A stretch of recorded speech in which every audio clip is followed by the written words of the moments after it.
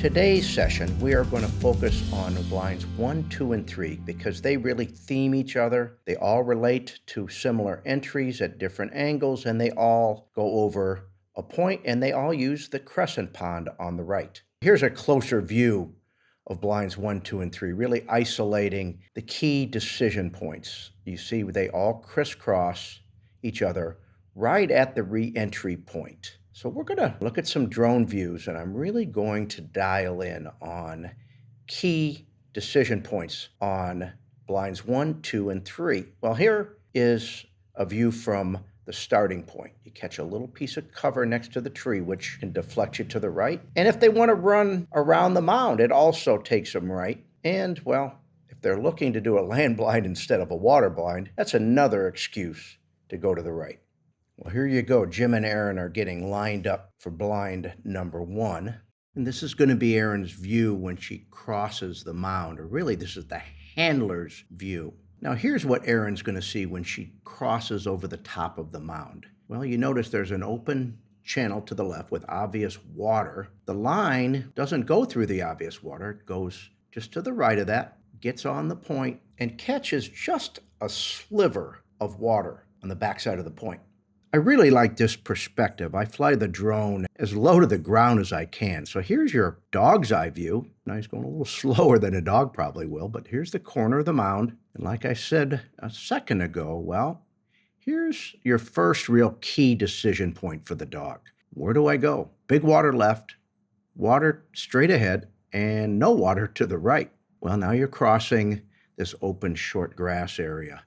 And, well, many dogs broke right here and had to be handled to the left. It gives you some insight into what the dog's attitude is about entering the water. Now, here is another key decision point. Well, open water to the left, less water to the right. Now, many dogs, well, really dogs that are trying hard, oftentimes are going to attempt to swim around that point. Well, we'll stop them, give them a cast onto land. Well, here you go. Here's your next key decision point.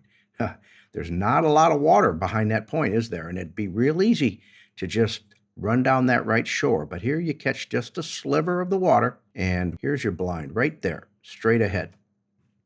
That's a great view.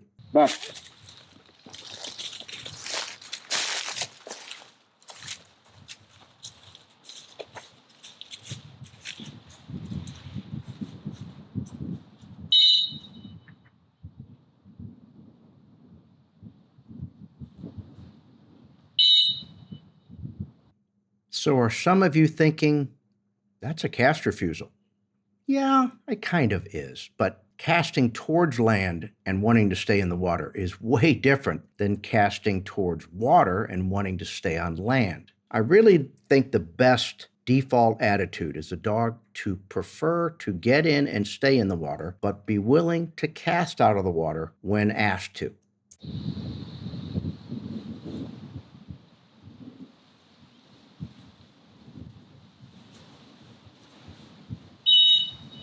Well, here's your next big key decision point.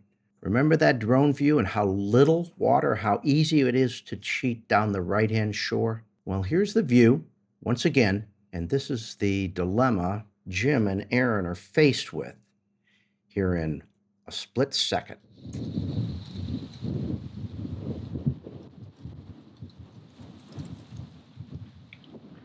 Looking good, Erin. That's what I'm talking about. A lovely cast. Good dog.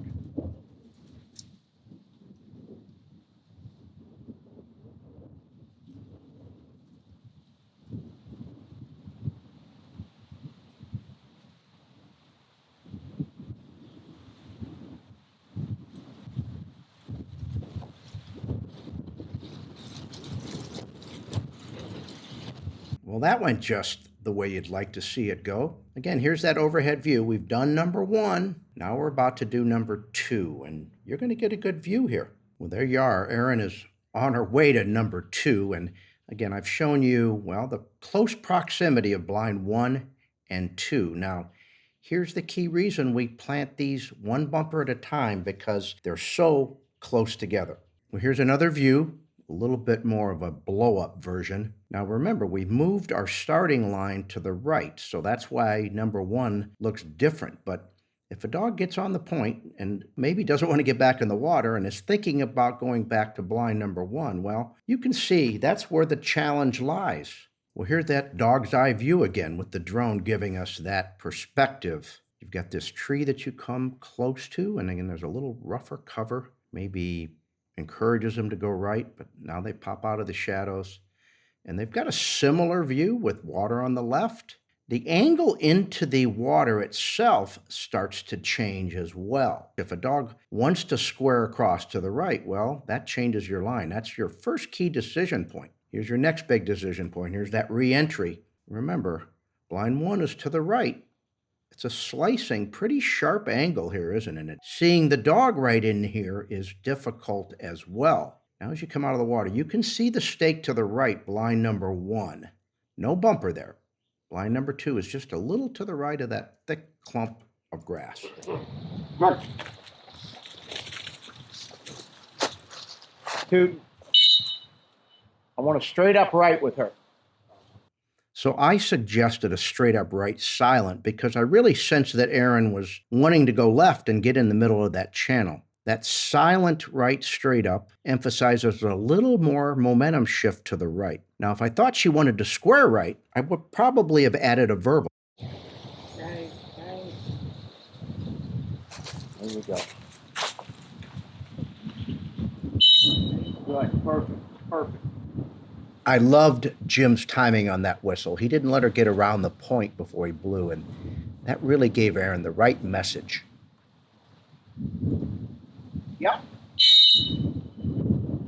Next key decision point, probably a silent cast, maybe a slight step. Now, I really like to teach these dogs to take literal casts. It's not going to be a big over or a big angle. It's pretty straight up. Now, on game day, I'd probably go with a little more conservative cast and step it out to the left.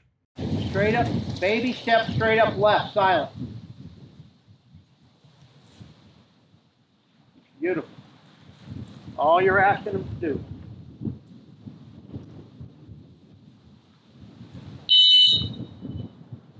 Count 1, 2, 3. It's easy to want to speed up here.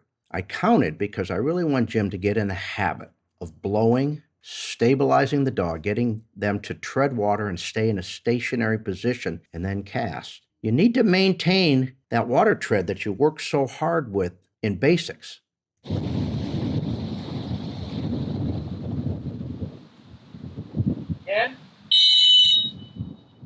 1,000, 2,000, 3,000. Okay, good with that hole. 2, not going to win it on the left. You got to get on the right side of it. She sees that other blind.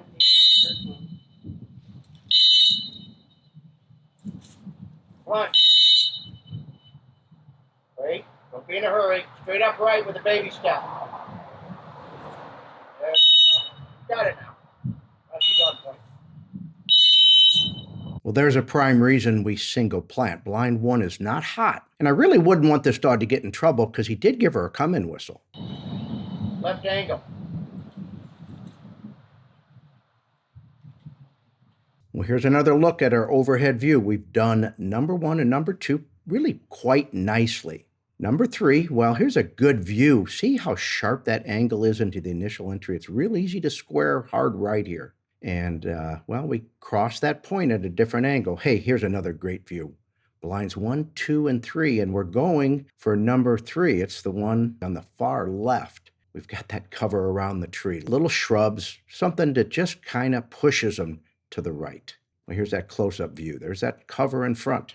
Well, here's that dog perspective. There's that little bit of rough cover. It's easy to want to avoid. You see the wind blowing to the right in those trees. And, well, here's our approach. Remember I talked about that sharp angle? Because now you're hitting this channel that you've crossed 2 times more to the right at a much sharper angle. Well, again, here's key decision point number 1. Slicing in, hopefully, right in with that angle. And then you've got to angle across that channel a little sharper. Do you swim to the left? Do you go straight? Or do you square out to the right? All decisions dogs had to make, as well as handlers. Once again, here's our re-entry. This is the 3rd time we've cast off this point. I love a 3-peat. Really great way to teach. The perfect cast would take you right here, angling out into there. Now, that water on the left, the dog doesn't really see, but he's going to see it in a minute when we do the rest of the blinds. That's the end of that. Dog's coming out. We got blinds 1 and 2 we've already retrieved to the right. Blind number 4 is just to the left. So if you got a little sloppy at the end, you could pick up the wrong blind. Well, there's a good view right there. Look at her. She did not want to do that yesterday, and I'm glad she did. There you go. Right straight up verbal. I suggested a verbal because I thought maybe a silent would square her hard to the right, but it didn't on the previous blind, did it? I think I may have given Jim a little bad advice. Let's see what Erin does. You know what? If you make a mistake, you just change it on the next cast. Well, on second thought, it should have probably been a silent cast. But you gotta love Erin. She's targeting the water, looking for a little more water, understanding that she's been to those blinds on the right. When you give a cast, silent or verbal, it's just a guess. And if you make a mistake, you change it on the next cast, and then you try something different on the next day. He's trying to seek more water. I maybe should have spaced on her. Now we got to get the point, though. In a hurry. Cast. Go ahead. She's going to give a right-handed cast. I would load all my weight on my left foot before the dog turned around, so that when I step to the right and give the cast, I don't dip to the left prior to stepping to the right. I need to remind Jim of that because he makes a little bit of a shift left to shift his weight while the dog is looking at him. Remember, I prefer to shift that weight to the left foot immediately after I blow the whistle before the dog has turned around, so that when I make my right-handed cast, there's no miscommunication. I'm not likely to drop my torso left before stepping right. Key little tip for casting, and if you're way out and you're giving a real fine cast, that dip the wrong way can turn into a disaster. Nothing wrong with that. It took one cast to put Erin on the point. Love it. You got to pick better times to make your move. He started to move. What I was referring to was Jim was walking over that tall cover at a really critical point and took his focus off Erin a little bit. Now, Erin's been pretty dialed in about making good decisions, but it would have been real easy for a dog to dart right, and you were really not paying attention in position to blow that necessary quick whistle. When you needed to be paying closer attention to the dog. She was kind of, she's going good though.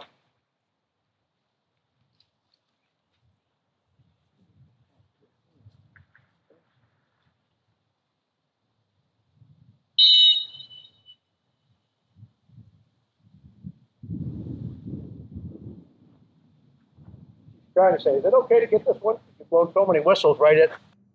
Erin was being real careful here. Jim was casting her to the left, and she just wanted to make darn sure she was doing the right thing. That was really awesome effort on Erin's part, and Jim did a nice job as well. I just love water tune-up drills for so many reasons. A ton of those reasons are the opportunities for us as handlers to interpret our dog's behavior better, calculate what angle of cast, whether to add voice or go silent, how long to wait prior to casting. When you do 24 or more blinds in 1 week, you get a lot of practice. This is a fabulous way to coach handlers.